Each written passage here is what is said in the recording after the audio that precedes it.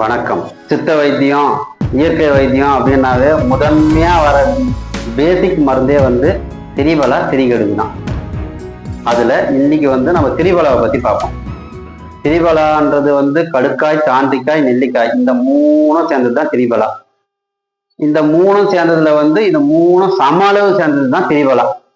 இது சாதாரண ஜென்ரல்னு சொல்லணும்னா எல்லாருமே சாப்பிடலாம், எப்ப வேணாலும் சாப்பிடலாம்.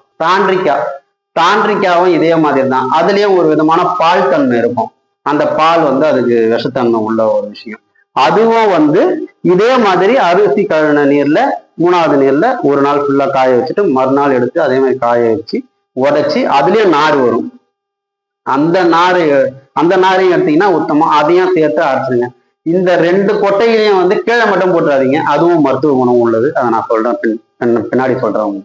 நீங்க கடையில போனீங்கன்னா திரிபலா பாக்கெட்டும் கிடைக்கும். அதை வாங்கிட்டீங்க. இவர் சுத்தின்னு சொன்னாரு, திரிபலா பாக்கெட்டை வாங்கி சொன்னாரு. இது எப்படி சுத்தி பண்ணியிருப்பாங்க அப்படின்னு உங்களுக்கு சிந்தனை வரும்.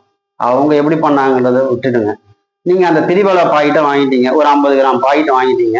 ஒரு வெள்ளை துணி எடுத்துங்க. வெள்ளை துணியில அந்த 50 கிராம் பவுடர் போட்டுருவீங்க.